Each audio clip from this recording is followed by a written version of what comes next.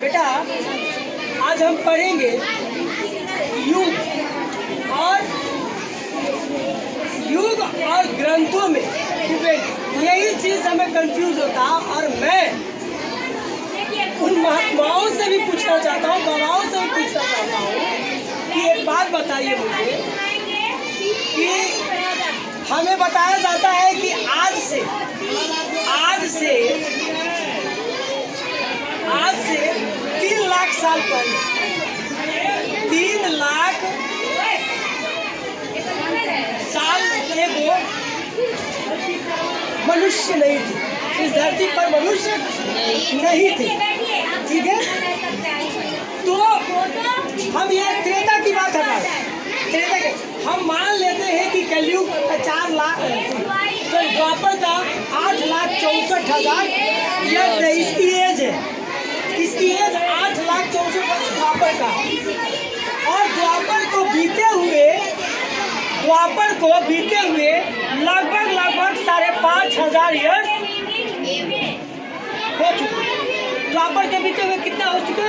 5,500 तो बेटा तो मैं इतना तक मान सकता हूँ कि चलो द्वापर तो सही है, द्वापर हो सकता क्योंकि 3 लाख से कम है, 3 लाख से कम है, द्वापर को मान सकता हूँ। लेकिन त्रेता, अब बताइए कि 8,64,000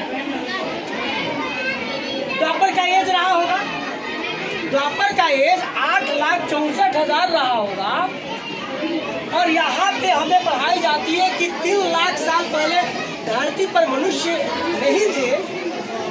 तो फिर ये त्रेता में जो हमें ग्रंथों में बताई जाती है कि राम है। देखिए मैं नास्तिक की बातें नहीं कर रहा हूँ, मुझे कंफ्यूज है और लोग इस कंफ्यूज को मुझे दूर करके बताएं कि क्या था।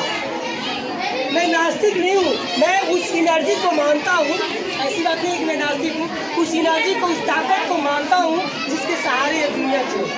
मैं नास्तिक नहीं हूँ, बस मुझे कंफ्यूज दूर करे लोग कि द्वापर में मनुष्य था। तो फिर यहाँ हमें पढ़ाई जाती है कि 3 लाख साल पहले मनुष्य का जन्म, मनुष्य आधार होमोसेपियंस हुए धरती पर। तो फिर ये यहाँ पर हमें ये क्यों ग्रंथ में ये क्यों बताई जाती है कि राम थे, दशरथ का पुत्र राम थे, रावण का क्यों, ये क्यों बताई जाती है? बस इस कंफ्यूज को लोग हमें दूर करने की कोशिश करें, कमेंट में बताएं कि आखिर ये क्या है।